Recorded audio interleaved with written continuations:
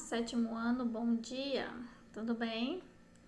Nós vamos iniciar nossa aula de ciências hoje, tá? Segundo bimestre, falando do capítulo 5, que fala sobre os procariotos. Só lembrando que os procariotos são as bactérias e as arqueias, certo? Vamos ver então as características aqui dos procariotos. Primeira característica que eu quero que vocês se lembrem é a questão do material genético. Lembrando que esse material genético está disperso, né, dentro da célula. Essa representação aí é uma bactéria e o nosso material genético, nesse caso aí, está representado na cor laranja aí no meio, espalhado, tá vendo? Que ele está bem bagunçado aí no meio. Então, que é representado aí pelo número 7, o DNA, tá bom? Resumindo, o material genético ele não tem aquele envoltório que segura ele para separar ele do restante da célula. Ele fica bagunçado ali no meio do citoplasma, tá? Ele não tem aquela separação bonitinha do núcleo, tá? Não tem a carioteca. Os procariotos, então, foram as primeiras formas de vida a surgirem na Terra e, segundo os estudiosos, cientistas, foram a partir deles que se deram origem outros seres vivos, tá? Então são os, vamos dizer assim, os mais simples, os mais antigos, tá? A maioria dos procariotos trazem benefício, né? Tem essa contribuição. Contribui para o equilíbrio do meio ambiente e, de certa forma, vamos dizer assim, em geral, né? São bons. Mas a gente sabe que tem alguns que têm tem eles causam, né, doenças. Eles contribuem para que a pessoa possa ficar doente, não só o ser humano, mas outros seres vivos também. Mas em sua grande parte eles são benéficos, certo? A maioria é benéfica. Dentre esses procariotos, nós temos alguns que se destacam, se diferenciam, que são as chamadas cianobactérias, que no caso faz parte das bactérias, certo? Do reino bactéria. Essas bactérias são chamadas de fotossintetizantes. Isso é, elas captam a luz solar, né? E utilizam essa luz solar para fazer o seu alimento. Ou seja, ela não precisa se alimentar de qualquer outro material que seja fora do corpo dela. Ela mesma produz o seu alimento. No caso do reino arqueia, nós também temos alguns representantes assim. Esses representantes são chamados de quimiosintetizantes porque eles não utilizam a luz solar, eles utilizam compostos químicos, né? Mas se destaca bastante as cianobactérias, tá bom? Porque o processo que elas fazem é praticamente idêntico ao processo que as plantas fazem para se alimentar. Bom, falando em arqueia, até muito tempo achavam-se que as arqueias e as bactérias eram a mesma coisa. Depois se descobriu que não, que elas têm material genético diferente, elas fizeram parte agora de um grupo diferente, né? Então o reino bactéria é um e o reino arqueia é outro. No entanto, ambas são procariotos, por isso que a gente está estudando junto aqui. As arqueias, o diferencial delas é que elas conseguem viver em ambientes muito extremos, tipo um ambiente que está muito salgado, onde nenhum outro ser vivo consegue sobreviver, ou um ambiente que está muito quente, a temperatura elevadíssima, exemplo, próximo a um vulcão. Então, as bactérias não conseguem sobreviver nesse lugar. Então, se identificou que os representantes desses lugares são as arqueias. E não significa que elas vivem somente lá, porque nós temos bactéria e arqueia no corpo inteiro, por exemplo, na nossa boca, nosso intestino, nossa pele, nosso ouvido, e assim vai, tá? Então, só um diferencial aí é que as arqueias conseguem viver em ambientes extremos. Para entender melhor, a gente pode dizer que a maioria das arqueias, na verdade, vive em condições inabitáveis. Algumas poucas bactérias conseguem, né, estarem nesses lugares. Lugares onde, por exemplo, a temperatura é elevadíssima ou baixíssima, onde a acidez é elevadíssima ou baixíssima, pressão, entendeu? Então, quer dizer, um lugar onde nenhum outro ser vivo consegue sobreviver. Exemplo, fonte hidrotermal de até 122 graus Celsius. Imagina uma temperatura de 122 graus Celsius você chegar lá e encontrar um ser vivo. Tá lá, uma arqueia, né? Que consegue viver nesse lugar. Ou, exemplo, próximo a um vulcão, né? Em alguns lugares aí que se encontra a arqueia, um respirador vulcânico. Ou em água que tem muito sal, com bastante salinidade, né? Tem arqueia sobrevivendo lá. Ou uma água que está muito quente ou muito ácida, ou os dois ao mesmo tempo, muito quente e muito ácida. Tem arqueia vivendo lá. Claro que são espécies diferentes, né? E ainda eu posso ter aquelas arqueias que, não sei se vocês se recordam, mas relembrando aqui, não precisam de oxigênio, né? A gente tem seres vivos que precisam de oxigênios aeróbios e aqueles que não precisam, anaeróbios. Então a gente tem arqueia que vive no local aí totalmente, vamos dizer, sem a presença do oxigênio, né, do O2, e consegue sobreviver normalmente. Aqui nós temos um exemplo de uma imagem onde você pode ver um lugar totalmente inabitável, mas se você procurar bem e fizer uma longa pesquisa, você vai verificar aí, levando material para o laboratório, que aí tem presença de arqueia, porque elas conseguem sim viver em locais muito, muito quentes, tá bom? Bom, prosseguindo aqui, a gente tem que entender um pouquinho sobre a diversidade de formas, o formato em si dos procariotos. Existem 2 formatos principais, mas eu quero que vocês entendam 4 principais, certo? O primeiro principal são os cocos, representado aí na cor verde, tá? Que são esses redondinhos. Observe que os cocos, eles parecem muito com um coco da praia, né? Uma bolinha, tá? Eles podem se agrupar aí de 2 em 2, de 4, de várias maneiras. Mas o que eu quero que você lembre é que cocos têm formato redondo. O segundo formato é o formato bacilo, ou também chamado de bastonete. Esse formato bacilo, ele é compridinho, parece uma salsicha. Observa lá na cor laranja, né? Parece uma salsichinha, tá bom? O outro formato que eu gostaria que vocês lembrassem é o formato chamado de vibriões, está representado na cor roxa. Observe que ele tem um formatinho de uma vírgula, né? Olha lá, um formatinho, ele tá meio desenhadinho assim. Então, vibrião de vírgula, tá bom? Só para lembrar. E o outro formato é o espirilo. Observe que ele também parece uma vírgula, mas ele tá mais para uma minhoquinha, né? E ele tá cheio de flagelos. Espirilos, lembra a gente a falar, nossa, esse menino tá espiritado, né? Ou, nossa, como meu cabelo tá espiritado hoje. Então, espirilos, cheio de flagelos, tá bom? Então, são 4 que eu gostaria que vocês lembrassem. Cocos, redondinho, bacilos ou bastonetes, compridinho, parecendo uma salsicha, vibriões, que parece uma vírgula, e os espirilos, que tem muitos flagelos e o corpinho dele é meio dobradinho, parecendo uma minhoquinha, certo? Aqui a gente tem uma imagem de um microscópio, só para você ver que é bem diferente da imagem que eu mostrei anteriormente, que é bem coloridinha, né? Então, se você fosse visualizar no microscópio, você veria assim, né? A imagem de cima aí, a gente consegue observar um bacilo e a imagem de baixo, os cocos, ok? E a reprodução desses seres, como que se dá? A reprodução dos procariotos pode ser de 2 formas. Relembrando, forma assexuada significa não preciso de um parceiro, não necessito de ninguém, faço sozinho, certo? E forma sexuada, ou seja, preciso de 2 representantes. Não necessariamente esses 2 precisam se encontrar, mas precisa de 2, cada um com seu material genético. Assexuada, um material genético só. Sexuada, 2 materiais genéticos, certo? Então, bora lá. A assexuada é chamada de divisão binária no processo de reprodução dos procariotos. Divisão binária. Dividir binário em 2. Divisão binária, 2, ok? Como se daria? Eu tenho uma célula, certo? Vamos supor que essa é a célula de uma bactéria, que seja. Tenho essa célula, observe que no centro dessa célula tem um representante aí redondinho que é para simbolizar o material genético. Aí, quando essa célula está na sua hora de dividir, após alguns minutos, algumas horas, está na hora de dividir, o que ela vai fazer? Ela vai aumentar de tamanho. Quando ela aumentou de tamanho, ela duplicou o material genético.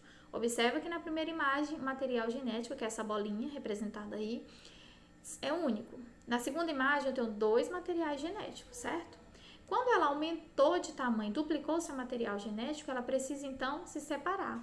Observe que ela começa o processo de separação, mas ainda está unida. Só que veja que um material genético está em um lado e outro material genético de outro lado. E quando ela finaliza o processo, formaram-se então duas células. Gente, idênticas. Por que é idêntica? Porque ela veio de uma célula só. É como se eu pegasse uma banana e partisse ela ao meio. Metade de cá é banana, metade de cá é banana. Observe. Isso é uma laranja, correto?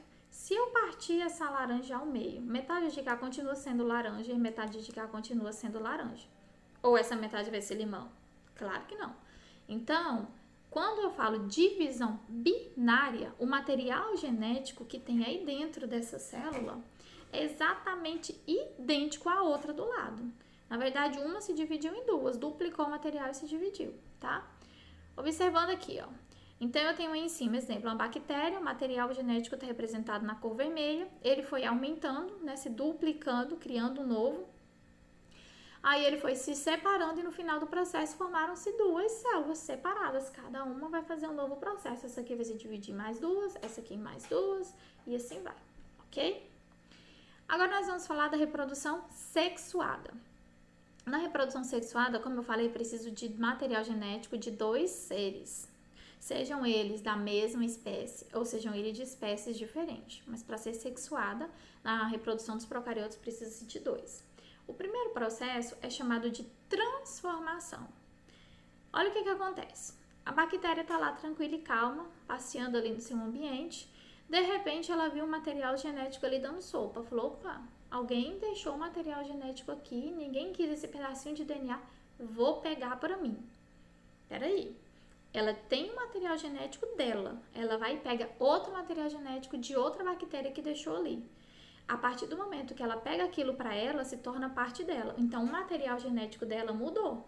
É a mesma coisa, eu tô aqui com meu cabelo, de repente achei um fio aqui loiro, ou uma mecha loira. Fui, pã, acrescentei no meu cabelo. A partir desse momento, esse loiro passou a ser parte do meu cabelo, certo? Só que detalhe, ela fez isso sozinha, só que esse material genético que ela pegou era de outro ser vivo. Então, ela tá com dois tipos de material genético, por isso que é sexuada. Observe. Está lá a nossa bactéria, passeando lá de boa, tranquila e calma. Olha dentro dela ali representado o cromossomo, que no caso é o material genético, na cor preta. Do lado de fora tem um monte de pontinho vermelho, está representando aí o DNA de outras bactérias que deixou por aí, né? Perdeu, morreu e ficou esse material genético aí. Essa bactéria vai pegar esse material genético e usar para ela. Observe que o pedacinho vermelhinho foi parar dentro dela. Então, no final do processo, o que aconteceu? A bactéria ficou com todo o seu material genético, mais o pedacinho vermelho. Observa lá que agora o material genético dela está preto com o pedacinho vermelho. Então, quer dizer que essa bactéria mudou o seu material genético. Sim, ela mudou o seu material genético. E detalhe, quando ela muda o seu material genético, aquela medicação que você usava, por exemplo, para combater a doença que ela causava, não vai servir mais. Isso é um problema para quem está com uma doença que a causa é uma bactéria, porque nesse caso ela sofreu um processo aí de diferenciamento, de transformação, de mutação. Então, a reprodução sexuada, ela permite com que a bactéria, ou seja, qualquer outro procarioto, ele consiga mudar o seu material genético. E para a gente que tem uma doença causada por bactérias, isso não é bom. Porque se eu pegar uma doença hoje, tomar medicação, beleza, melhorei. Aí daqui 10 dias eu peguei a mesma doença, eu tomo a mesma medicação, não vai funcionar mais. Porque se ela tiver feito esse processo, ou seus representantes, seus descendentes, quer dizer que ela já está totalmente diferente. A medicação não vai conseguir agir nela, né? Ah, mas eu tenho um outro processo chamado de conjugação. Conjugação lembra cônjuge, né? Que significa, né, o marido ou a esposa. Pois bem, se na transformação ela pegou o material genético sozinha e inseriu nela, mas ela precisou de um material genético que era diferente do dela, no caso houve dois materiais genéticos, aqui não, aqui ela precisa de um parceiro. O que acontece? Esse parceiro pode ser da mesma espécie que ela ou pode ser de espécie diferente. Observe comigo o que acontece. Tá lá minha bactéria, tá vendo aí que tem duas bactérias. Tem um ponto lá embaixo, o bastonete, certo? E outro mais em cima. Aí o que aconteceu? A bactéria estava ali na hora da sua reprodução e o outro também. Observe que eles não se encostam, mas que entre eles criam uma linha, né? A gente vai chamar essa linha de ponte, certo? Por essa linha, por essa ponte, a bactéria A, do nosso caso aqui do lado esquerdo, manda o material genético para a bactéria B do nosso lado direito e a do lado B manda para o A. Ou seja, elas trocam material genético sem se encontrar literalmente, mas elas criam uma ponte de material genético entre elas. Então, elas trocam esse material genético. A partir desse momento, cada uma delas vai ter metade do seu material genético e metade da outra. Então, ela não mudou o seu material genético? Claro que mudou. Se ela agora tem material genético daquela outra bactéria, significa que ela também, a partir do momento que você tomar a medicação, não vai fazer efeito nela, tá? Então, esse é um processo no qual ela precisou do parceiro, né, para poder trocar, mas ela nem encostou no parceiro. Observa aqui para ficar melhor.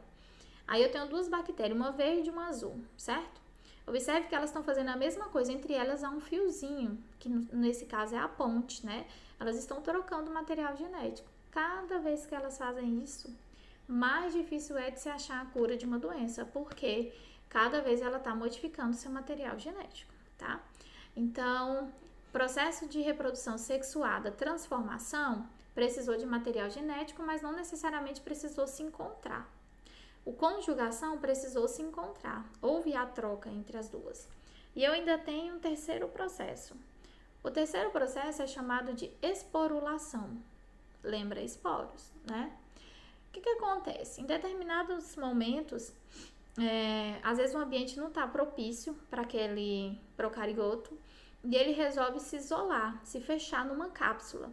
Pode ser que seja muito quente, a temperatura aumentou demais, pode ser que tenha alguns elementos químicos, alguns agentes químicos, pode ser que não tenha nutriente para essa bactéria ou essa arqueia, pode ser a falta de água, pode ser um ambiente que está a radiação muito intensa, que seja. O que acontece? Ela fica no estado dormente, é como se ela criasse um envoltório sobre ela, né?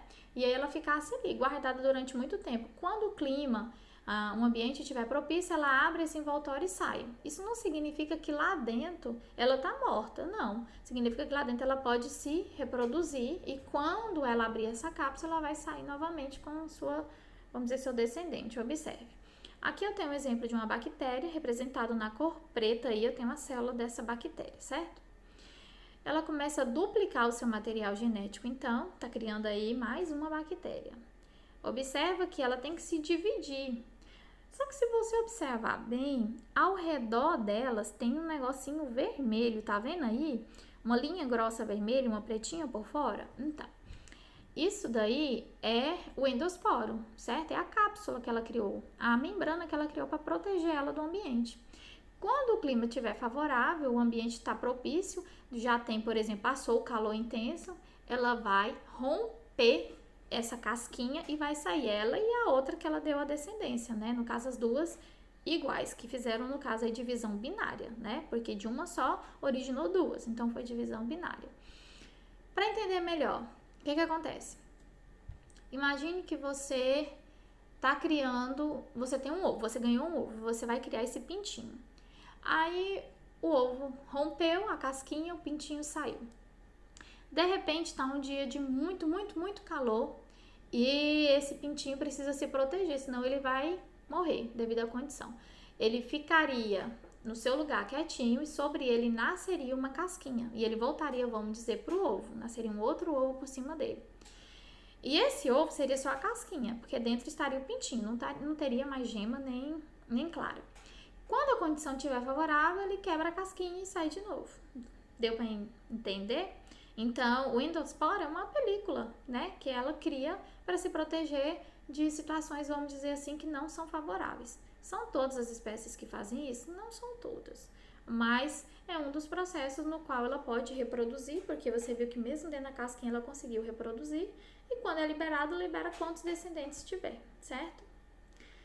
Pessoal, eu espero que vocês tenham entendido, né? Essa foi a nossa primeira aula. Eu vou estar disponível para poder tirar as dúvidas de vocês agora na nossa aula online. E as atividades que ficaram, então, após essa aula são: você vai ler e responder a apostila na página 402, que é sobre esse assunto.